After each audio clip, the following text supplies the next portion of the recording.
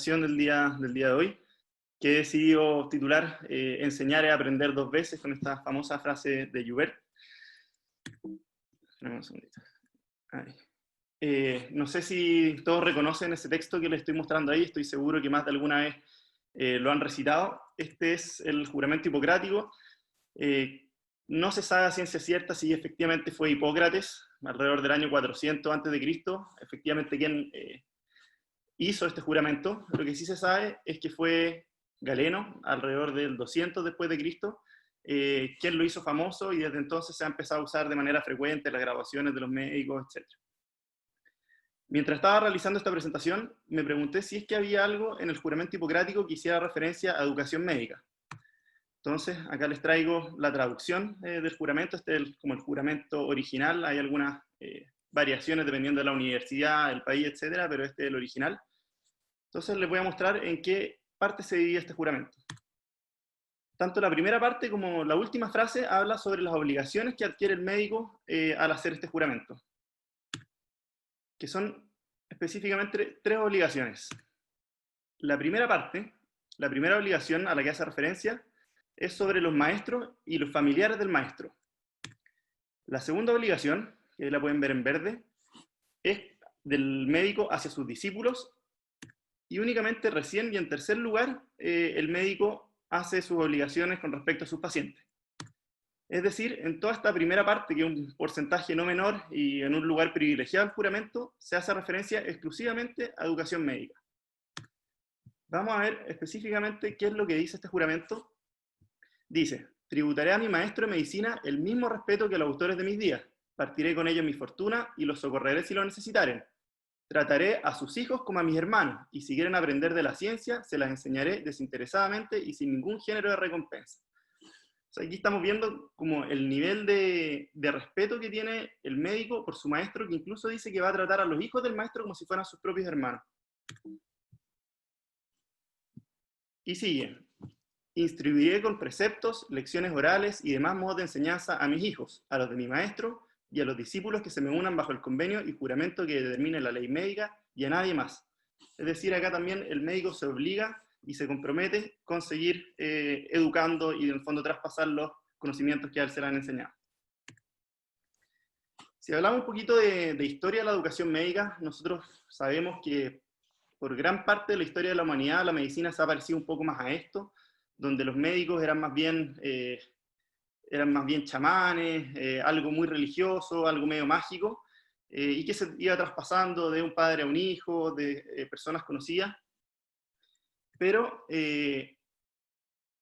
cuando tenemos como las primeras evidencias que el conocimiento médico y la educación médica se empieza a formalizar en esta ciudad, o pueblito, que se llamaba Crotona, que es hoy en día un pueblito chiquitito que está en el sur de Italia, y que fue muy famosa porque en este pueblo vivía este médico, que era un médico, neurofisiólogo y filósofo, que se llamaba Alcmeón de Crotona, que vivió en el siglo V a.C., que él fue muy famoso porque empezó a hacer disecciones en ranas y estudiar la neurofisiología. De hecho, a él se le otorga el descubrimiento del arco reflejo, y como este médico empezó a agarrar mucha fama, muchos médicos de distintas partes de Europa empezaron a acercarse a este pueblito y a educarse con él. Entonces aquí tenemos como una de las primeras escuelas de medicina de la época.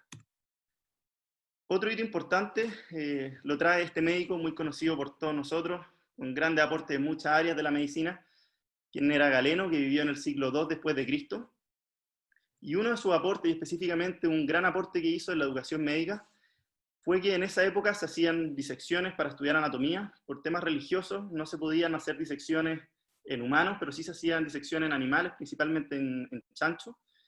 Y Galeno se dio cuenta de que cada maestro hacía las disecciones a su modo, no había ninguna metodología, nada formal en el fondo de cómo ir traspasando esta enseñanza. Entonces él escribe los primeros textos en los que se dice cómo se debían ir haciendo estas disecciones y cómo se debían ir enseñando y traspasando de médico a médico. Ya muchos años más tarde, alrededor del siglo IX después de Cristo, en esta ciudad que se llamaba Salerno, que era un pueblo en Italia, se crea una de las escuelas más importantes de medicina de Europa, de la Edad Media, y de la historia de la humanidad también. Y esta escuela prometía reunir todo el conocimiento médico de la parte occidental del mundo que se tenía conocimiento hasta la época.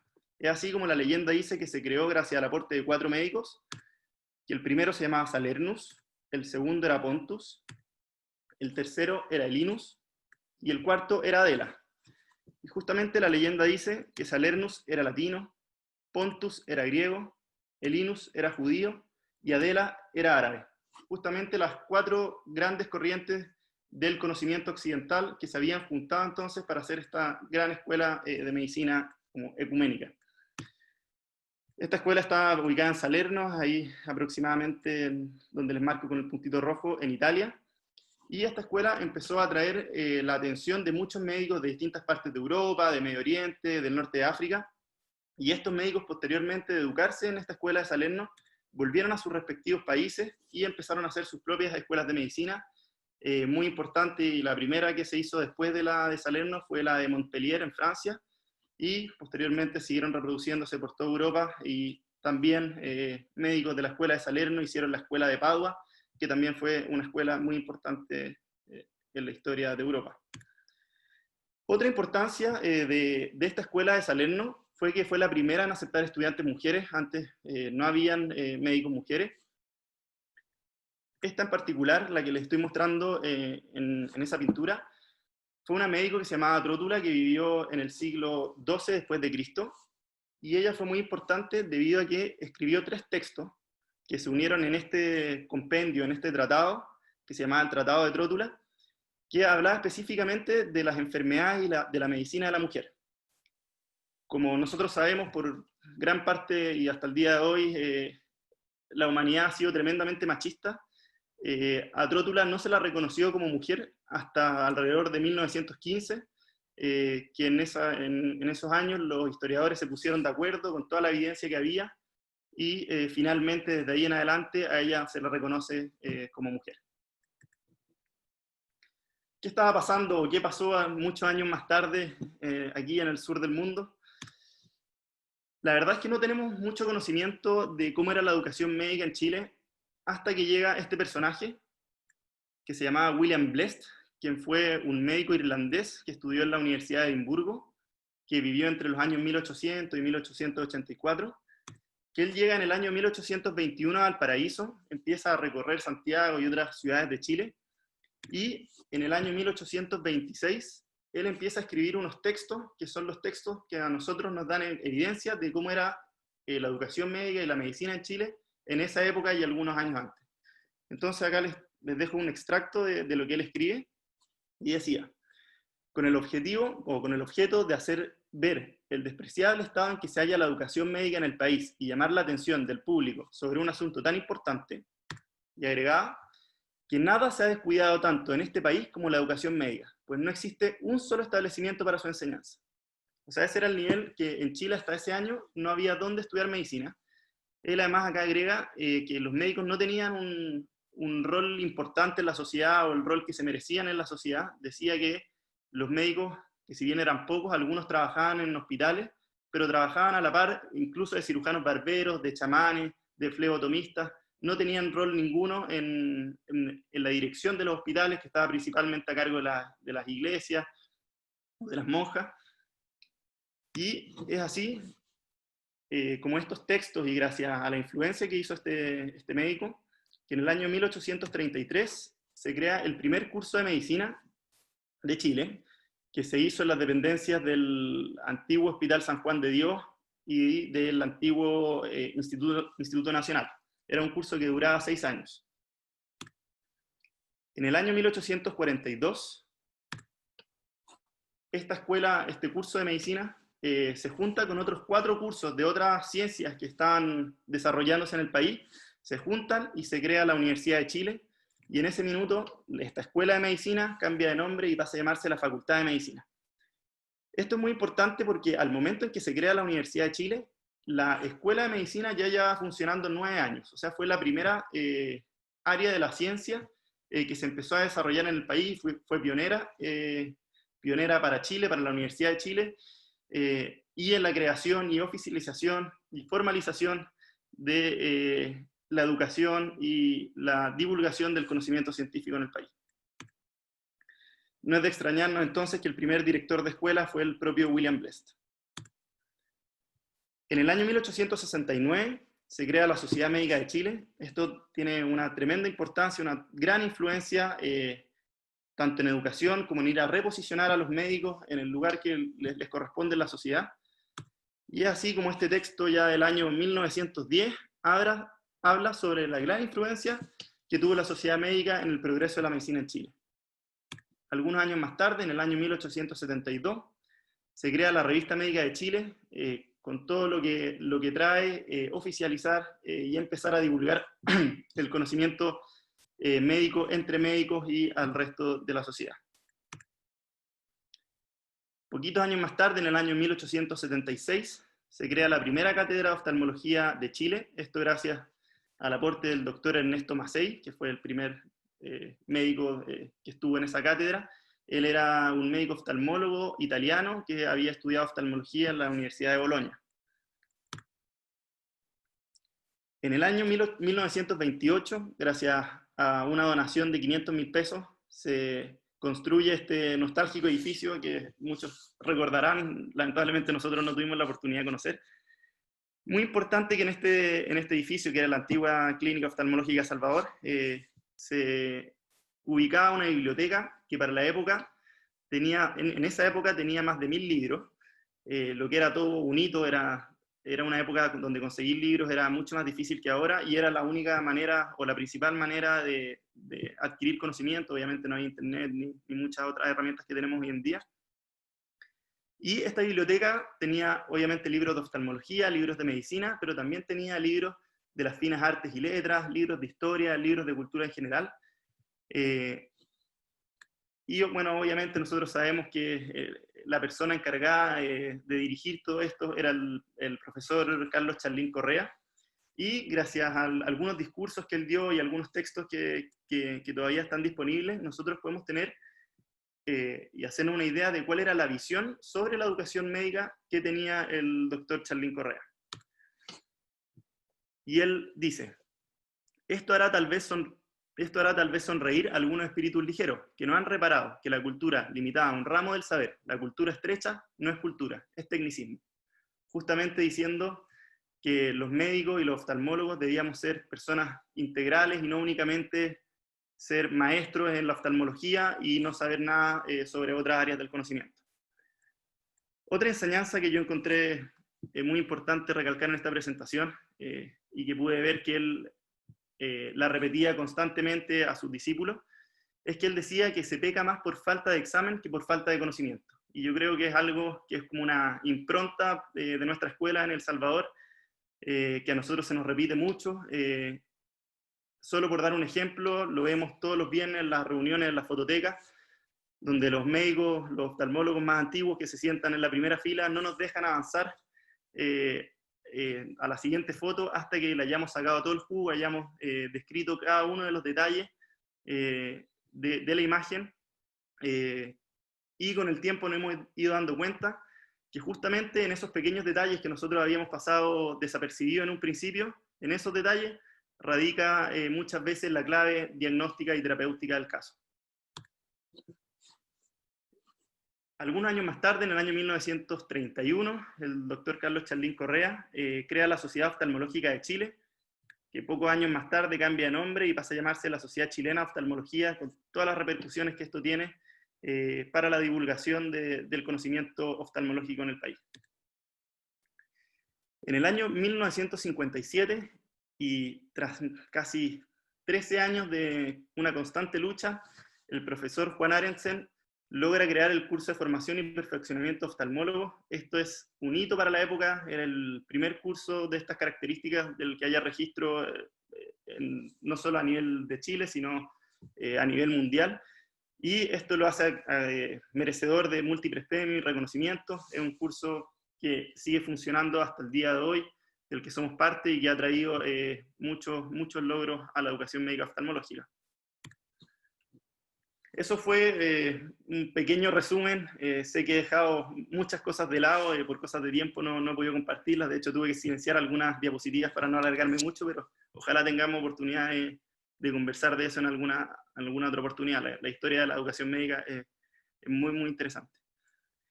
Lo que yo les acabo de mostrar son únicamente algunas de las formas de educación. Sin embargo, existen muchas otras, y aquí les pongo algunas, hay otras también. Lo que nosotros clásicamente conocemos, o la educación más formal, es la educación universitaria a través de cátedras o el mismo curso de formación y perfeccionamiento oftalmólogo. Sin embargo, existen algunas otras maneras de educar, como por ejemplo cosas menos formales, como es durante la clínica, o sea, los policlínicos, cuando un médico con más experiencia nos invita a ver algún caso interesante. Lo mismo sucede en las cirugías, en pabellón. Otra manera de educar y de cumplir con este compromiso que nosotros hicimos al hacer el juramento hipocrático es a través de los congresos, por ejemplo el Cochioff, no solo a quienes van a exponer, a mostrar sus nuevos descubrimientos, sus nuevos trabajos, sino también a quienes lo organizan, quienes ayudan a disponer de estos congresos para el resto de los médicos.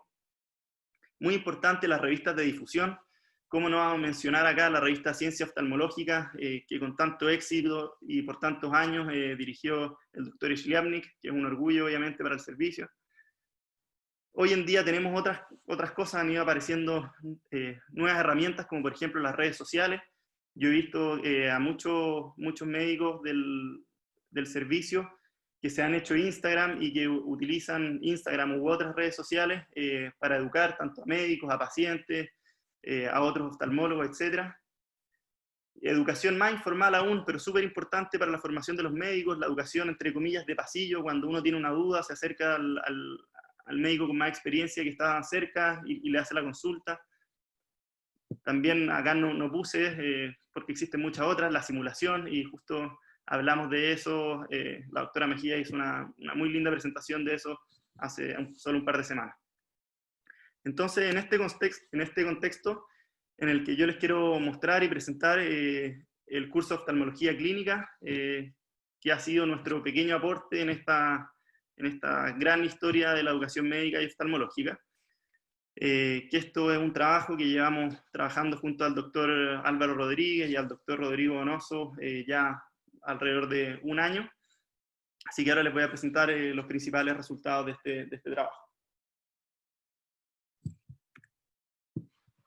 En primer lugar, contarles que el modelo de trabajo que nosotros utilizamos fue el modelo de Kern, que es un modelo muy utilizado en educación médica, que consiste principalmente en la identificación de un problema.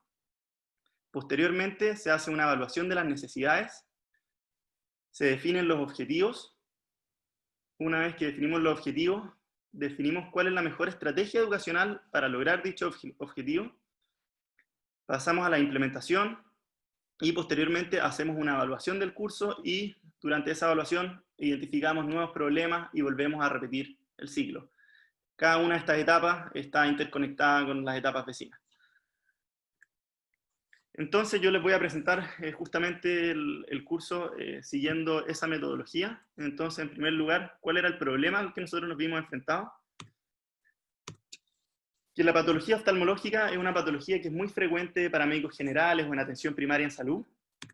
¿Qué tan frecuente? Distintos estudios hablan de que es alrededor del 6% de las atenciones de urgencia. De las urgencias generales, me refiero. Y además nosotros sabemos que genera ansia y preocupación en los médicos generales. Acá tenemos un trabajo que se hizo hace algunos años. Se hizo una encuesta a 8.000 médicos generales del Reino Unido, de los cuales el 68% declaró tener incertidumbre frente a patología oftalmológica. Incluso, y más importante, el 10% declaró sentirse muerto de miedo cuando ellos se veían enfrentados a patología oftalmológica. Además, otro estudio nos dice que el 64% de las derivaciones de urgencia a un servicio terciario de oftalmología o cuaternario tenían un diagnóstico incorrecto. O sea, los médicos generales o no oftalmólogos se estaban equivocando el 64% de las veces. Nosotros también sabemos que la educación oftalmológica a nivel universitario no es la mejor.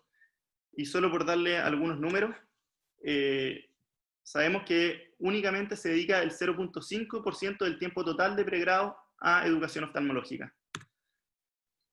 Sabemos que el 21% de las escuelas no tienen rotación clínica de oftalmología, y aquellos que sí tienen la rotación clínica es en promedio de 7.6 días. O sea, en estos 7 años de carrera, los alumnos están yendo 7.6 días en promedio a la rotación clínica de oftalmología. Además, sabemos que el 78% de los médicos considera que su formación oftalmológica, al terminar sus estudios como médicos generales, no la considera adecuada. Y un dato que es súper impactante, y estos son estudios de Reino Unido, lo que yo les estoy mostrando, ellos vieron que el 16% de las escuelas, únicamente el 16% de las escuelas enseñan que se debe vertir los párpados para buscar cuerpos extraños. O sea, algo tan simple y que nosotros damos por sentado, se está enseñando únicamente en el 16% de las escuelas. Para la evaluación de las necesidades, nosotros tomamos una muestra de médicos generales, generales de zona, oftalmólogos que hayan sido ex generales de zona y docentes de la unidad, y con ellos tuvimos múltiples reuniones en las cuales consultamos cómo creían ellos que debía hacer este curso, cuáles debían ser los temas a tratar, cuál debía ser la metodología, etc.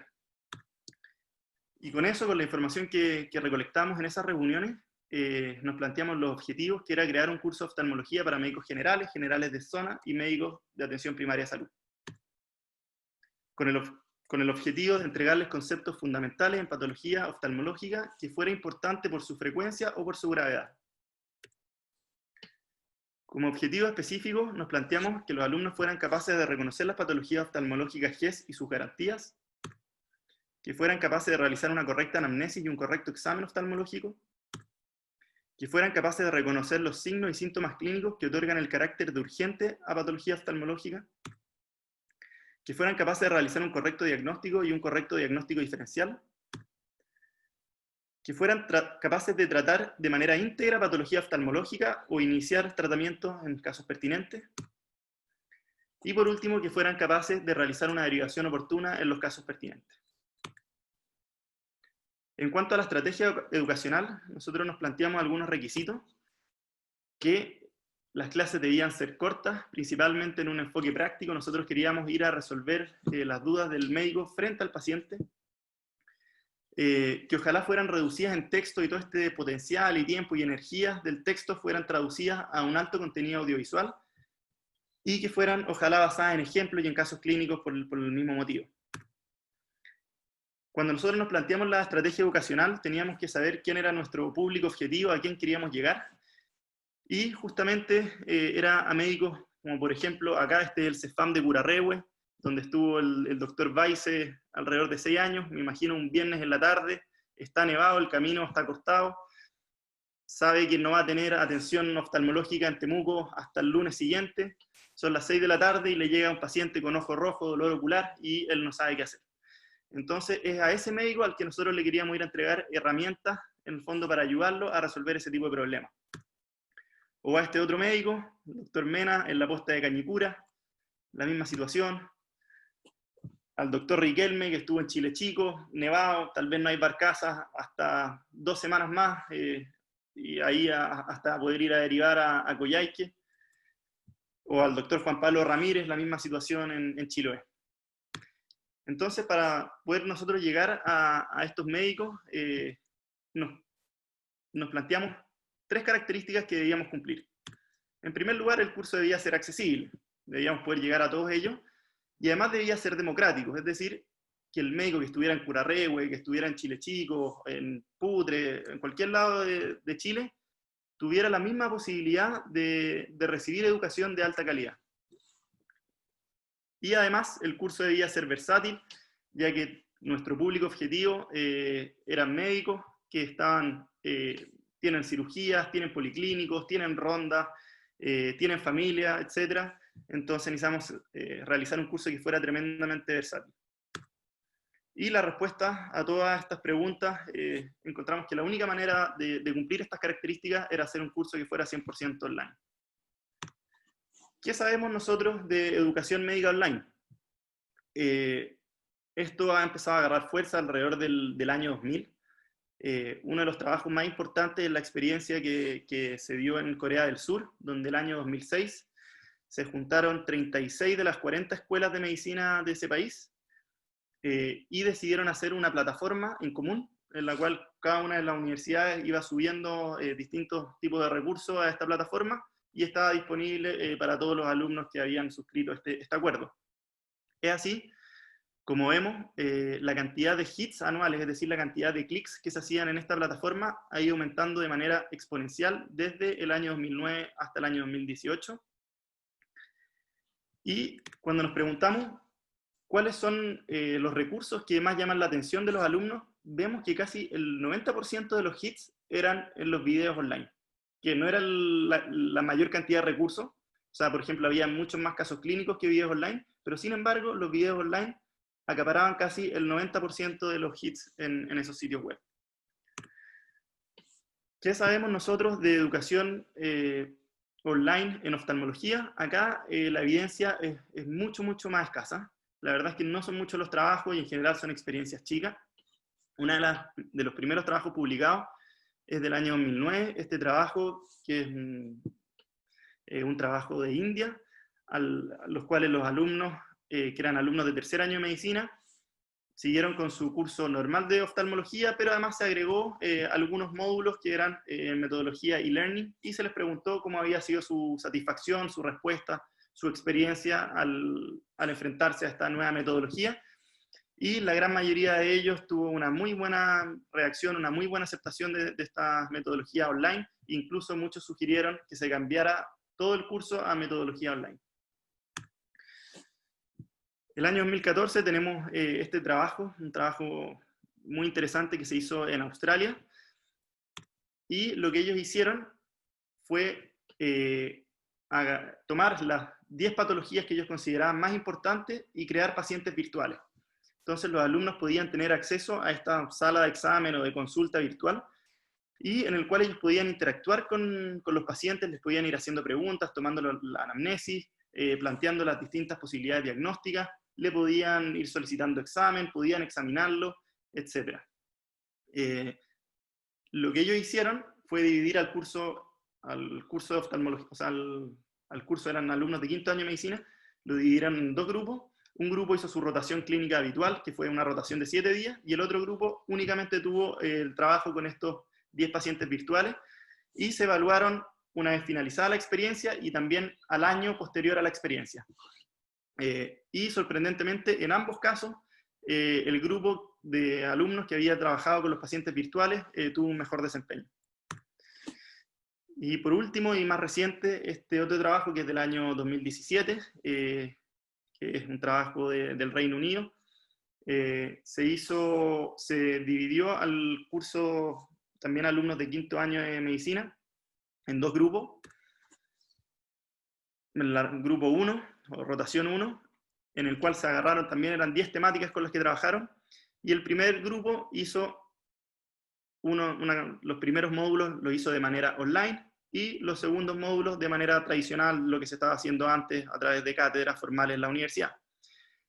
Y el grupo 2 hizo exactamente lo inverso, es decir, el grupo, o sea, las temáticas que se habían tratado de manera tradicional, en el primer grupo, este otro grupo, el grupo 2, la trató de manera online, y las que habían tratado de manera tradicional, o sea, de manera online, este otro grupo la trató de manera tradicional. O sea, en el fondo hicieron un switch en las temáticas tratadas. Y ¿qué se vio? Que en ambos grupos las temáticas que habían sido trabajadas de manera online tuvieron un mejor resultado.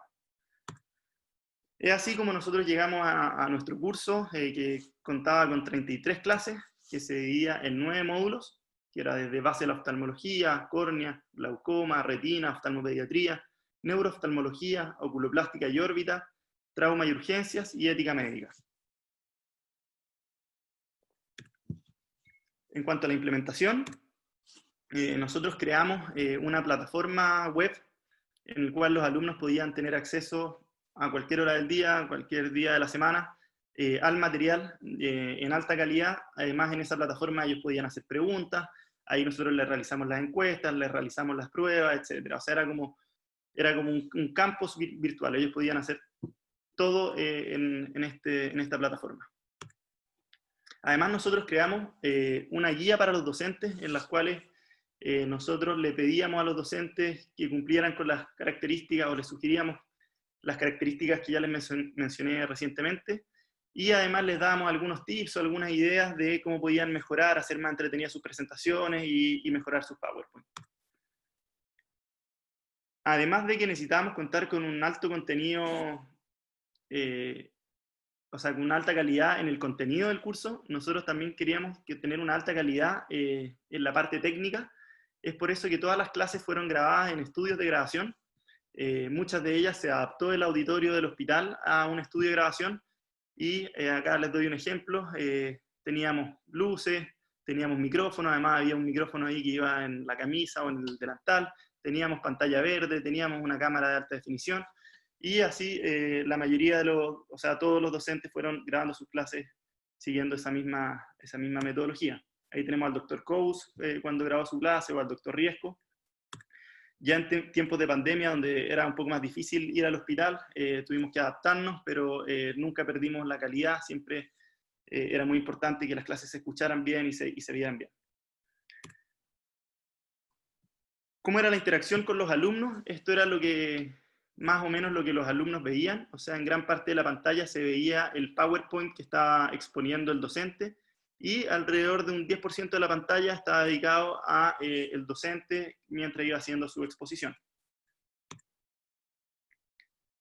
Además de realizar y tener la necesidad de contar con un curso con alta calidad en contenido y alta calidad técnica, nosotros también necesitábamos poder llegar a los alumnos y hacerlo atractivo para ellos.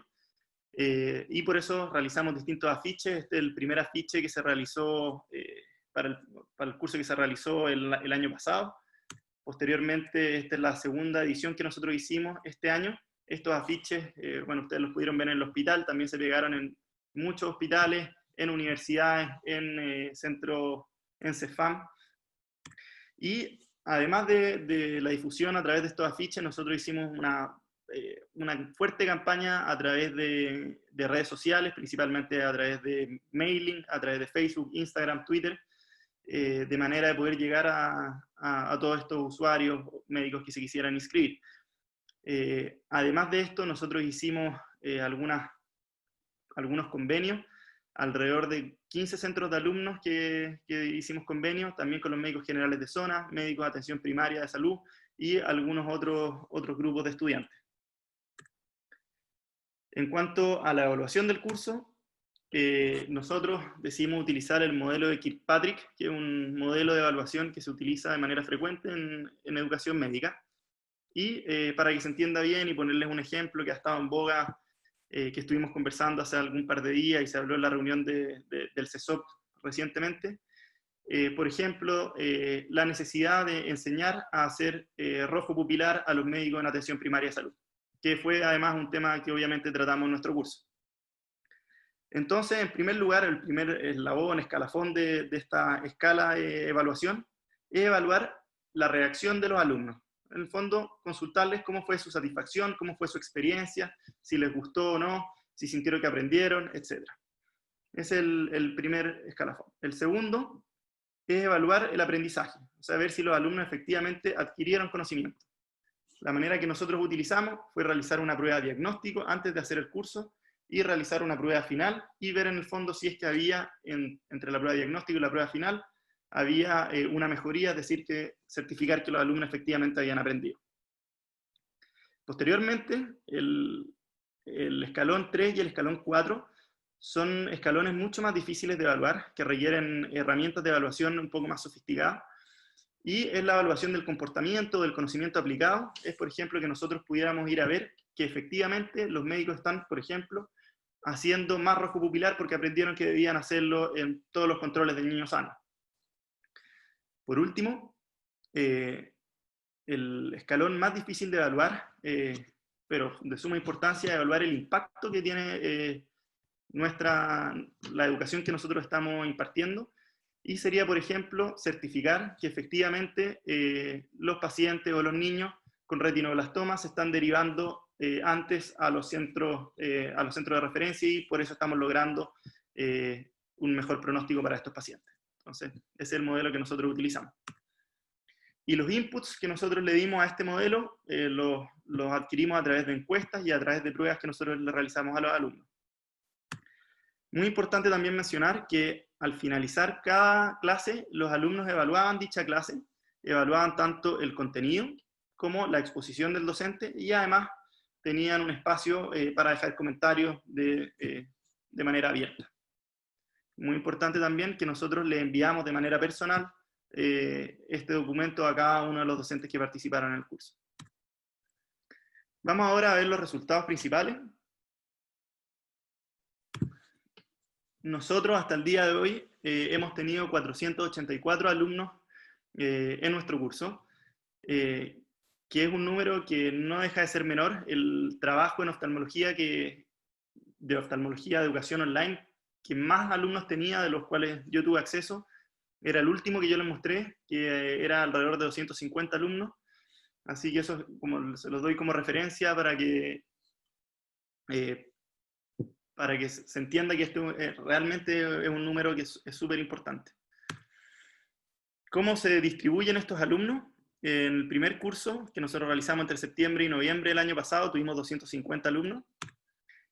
En la versión que realizamos entre abril y junio de este año fue de 179 alumnos. Y recientemente también nosotros, y con mucho orgullo para todos los que participamos en el curso, estamos siendo parte de la educación que se le está entregando a los alumnos de quinto año de medicina en la Universidad de Chile. Ya tuvimos la primera experiencia con el primer grupo que estaban en la rotación, que fueron 55 alumnos, y ya en las próximas semanas vamos a incorporar a otro grupo más o menos de la misma cantidad de alumnos. De los datos que me voy a referir ahora y los resultados que les voy a mostrar ahora son específicamente de la primera versión del curso, ya que estas otras dos versiones son un poco más recientes y los datos requieren todo un trabajo previo y no tengo todos los datos todavía, así que preferí no presentárselos, pero sí les voy a presentar los datos de la primera versión. En cuanto a las nacionalidades de los alumnos, vemos que la gran mayoría de los alumnos que se inscribieron en nuestra primera versión eran alumnos chilenos. Sin embargo, tenemos distintos países de Latinoamérica, incluso España. Y lo mismo cuando nosotros les preguntamos dónde vivían, sus países donde ellos estaban ejerciendo su actividad. Vemos que la gran mayoría era Chile, pero también tenemos algunos otros países de Latinoamérica y también España. Este gráfico es uno de los que, por lo menos personalmente, considero los más importantes, que es las regiones de las que venían los alumnos que vivían en Chile, que realizaron el curso. Y vemos que lo principal, el mayor aporte era de la región metropolitana. Sin embargo, no alcanzaba a ser la mitad de los alumnos, y la verdad es que con mucho orgullo y siento que con esto cumplimos con uno de los objetivos, podemos decir que tuvimos alumnos en cada una de las regiones de Chile. Cuando les preguntamos cuál era la profesión o la actividad que estaban realizando los alumnos, la gran mayoría eran médicos. Teníamos un grupo también de estudiantes de medicina, o sea, internos de medicina, y de estudiantes de medicina, un grupo mucho menor. La distribución por sexo fue bastante equitativa, un poquito más de hombres, pero bastante similar. La cantidad de reproducciones de nuestros recursos, de nuestros videos que tuvimos en la primera versión fue de 9.841 veces. Esa fue la cantidad de veces que se vieron los videos que nosotros subimos a la plataforma. Y ahora, en cuanto a las encuestas que nosotros les realizamos a los alumnos, estas encuestas las diseñamos principalmente, no exclusivamente, a través de la escala de Likert, que ya les voy a contar lo que es, y a través también de preguntas abiertas. La escala de Likert es una metodología de diseño de preguntas que en el fondo va de 1 a 5, donde 1 significa que el alumno está en total desacuerdo con la afirmación del enunciado, 2 está en desacuerdo, 3 no está seguro, no tiene opinión, 4 está de acuerdo y 5 está totalmente de acuerdo. Entonces yo más adelante les voy a mostrar algunos datos que se presentan como un promedio de la respuesta, que puede ser, por ejemplo, que el promedio fue 4.5. ¿Eso qué traduce? Que la mayoría de los alumnos estaban de acuerdo o totalmente de acuerdo con dicha afirmación. ¿Ya? Entonces, esa es como se interpretan estos resultados. En esta encuesta nosotros evaluamos generalidades, evaluamos el contenido, evaluamos la modalidad que habíamos escogido, evaluamos la evaluación, es decir, la prueba que nosotros le realizamos a los alumnos, les pedimos que hicieran una evaluación global, y por último, les consultamos sobre su autopercepción. Las encuestas a las que me voy a referir ahora fueron las que fueron respondidas, que era el 55% del total de los alumnos, lo que era un total de 137 alumnos. Cuando les consultamos, en su práctica habitual, con la frecuencia que se veían enfrentadas a la patología oftalmológica tratada en este curso, muy sorprendentemente vemos que el 15% de los alumnos dijo que se veía enfrentado de manera diaria a la patología que nosotros habíamos elegido o tratado en el curso. Además, el 56% de los alumnos dijo que se veía enfrentado al menos una vez por semana. O sea, tenemos todo este grupo de pacientes, de alumnos, que se está enfrentando de manera muy frecuente a patología oftalmológica.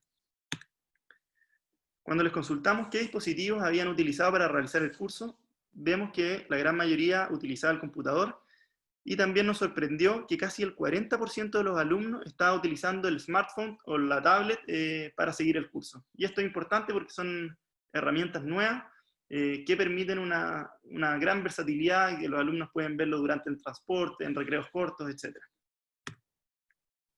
Cuando les preguntamos sobre su principal motivación para realizar el curso, acá tuvimos una dispersión un poquito mayor de los resultados. Dentro de la respuesta estaba adquirir el conocimiento para su práctica como médico general, los que desean realizar una especialización, aumentar el currículum académico, necesidad de completar horas académicas. Pero acá yo les quiero traer algunas de las respuestas, de las respuestas libres que nos dieron los alumnos, como para hacer una idea de la gran variabilidad que tuvimos. Uno, por ejemplo, decía: soy becado en neurología y me interesa la subespecialidad en neurooftalmología. Soy reumatóloga y tengo un especial interés en el compromiso ocular de enfermedades autoinmunes. Actualizar mis conocimientos debido a que trabajo en atención primaria de salud. Incluso, y nos sorprendió, un alumno que dijo: soy residente de primer año de oftalmología. Cuando les consultamos sobre las ventajas que entrega la modalidad e-learning frente a otras modalidades, dentro de la respuesta está la versatilidad en horario y tiempos de estudio, permitir revisar las clases todas las veces que lo desearan, la ausencia de cursos presenciales de esta temática en su lugar de residencia, mayor eficiencia del uso del tiempo, o que lograban mayor concentración.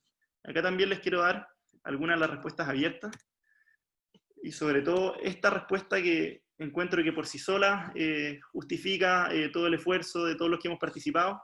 Un alumno que dijo: me encuentro en un pueblo en el cual no hay ninguna posibilidad de capacitación. Era un alumno que trabajaba en Puerto Cisnes, en la región de Aysén, y nosotros pudimos llegar y educar a este alumno en esa región, siendo que este alumno no tenía otra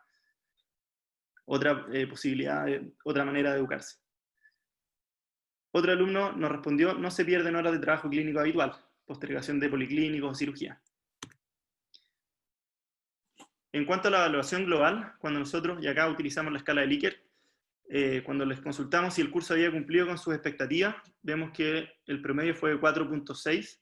Eso quiere decir que la mayoría estaba de acuerdo, totalmente de acuerdo. Cuando les preguntamos si recomendarían el curso, fue de 4.76. O sea, esto es muy cercano a 5, que es que la mayoría esté totalmente de acuerdo. Sobre los contenidos tratados, cuando les preguntamos si los temas tratados en el curso eran atingentes a la realidad de la atención que les toca vivir, tuvimos 4.5, o sea, la mayoría entre de acuerdo, totalmente de acuerdo. Si las exposiciones presentaban una estructura clara, un 4.5. Si la duración de las exposiciones fue suficiente para la comprensión del tema, 4.39. Si en general estaban conformes con la calidad de los expositores en cuanto a su experticia en el tema que desarrollaba, lo mismo, 4.64, repito, entonces la mayoría estaba de acuerdo o totalmente de acuerdo con esa afirmación. Si la presencia del docente en pantalla facilitaba el proceso de aprendizaje, 4.56. Sobre la modalidad, cuando les preguntamos si el aprendizaje en modalidad e-learning es útil para su práctica clínica, la mayoría estaba totalmente de acuerdo. Cuando les preguntamos si en referencia a curso de educación médica continua, si el aprendizaje en modalidad a distancia era su elección frente a la modalidad presencial, la mayoría estaba de acuerdo con esa afirmación. Cuando les preguntamos si poner pausa o repetir los contenidos de las secuencias de las clases permitía mejorar su aprendizaje, vemos que la mayoría estaba totalmente de acuerdo con dicha afirmación. En cuanto a la evaluación final, Si las preguntas de la evaluación final les parecieron concordantes con los contenidos tratados en el curso, 4.6, y si el tiempo otorgado para la realización de dicha evaluación le había parecido adecuado, también 4.46. En cuanto a la autopercepción, cuando les consultamos si su formación previa en oftalmología era insuficiente para un correcto desempeño frente a pacientes con patología oftalmológica, tenemos que la mayoría no tenía opinión o estaba de acuerdo con que su formación previa era insuficiente. Y al hacerles la pregunta contraria, tras haber completado el curso, consideraba que su formación lograda es suficiente para un correcto desempeño entre pacientes de patología oftalmológica, tenemos que la mayoría estaba de acuerdo. O sea, aquí tuvimos como un cambio entre que consideraban que era insuficiente hasta posterior al curso que consideraban que era suficiente.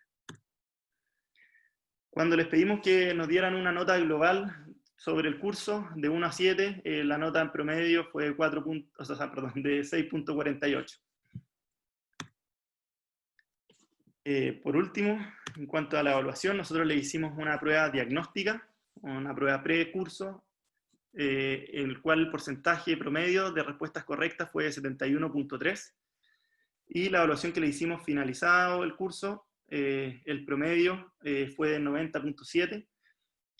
Esto representa un 20%, que si vemos específicamente la prueba diagnóstica, corresponde a alrededor de un 30% de mejoría posterior al curso. Y a esto le hicimos una t-student para muestras pareadas, y nos dio una significancia menor a 0.001, lo que significa que este delta o esta mejoría es estadísticamente muy significativo. Aquí otra manera de presentarle los resultados. Vemos en rojo los resultados por alumno de la prueba diagnóstica. Como bien les decía, la mayoría estaban cercanos al 70%, una distribución casi en todos los rangos de nota. Y en azul vemos los resultados de la prueba final, donde la mayoría se ubicaba cercano al 90% o el 100% de las respuestas correctas. Volviendo entonces al modelo de Kirkpatrick, y haciendo como una autoevaluación de a qué nivel nosotros pudimos llegar. En cuanto a la evaluación de reacción, a la satisfacción de los alumnos, por los datos que yo les mostré, nosotros consideramos que tuvimos una muy buena satisfacción por parte de los alumnos. En cuanto a la evaluación del aprendizaje, nosotros pudimos demostrar estadísticamente que los alumnos efectivamente aprendieron. En cuanto a la evaluación del comportamiento y al impacto de nuestra educación, esos son puntos que tenemos pendientes y espero que en un futuro seamos capaces de diseñar las herramientas para poder evaluarlo. Por último, 10 aprendizajes que nos ha dejado esta experiencia. En primer lugar, los cursos de educación médica online de oftalmología generan gran interés. Permiten realizar docencia de alta calidad en lugares donde no sería posible de otra manera. Smartphones y tablets se posicionan como herramientas útiles en educación médica. Médicos se enfrentan a patología oftalmológica de manera frecuente, y más de la mitad consideran que su formación previa es insuficiente. La gran mayoría de los alumnos consideró que los temas tratados fueron atingentes. La gran mayoría de los alumnos estuvieron conformes con la calidad de las exposiciones. La presencia del docente en pantalla facilita el aprendizaje. La gran mayoría considera que su formación oftalmológica posterior al curso es suficiente. El curso cumplió con las expectativas para la gran mayoría de los alumnos. Y finalmente, los alumnos aprendieron.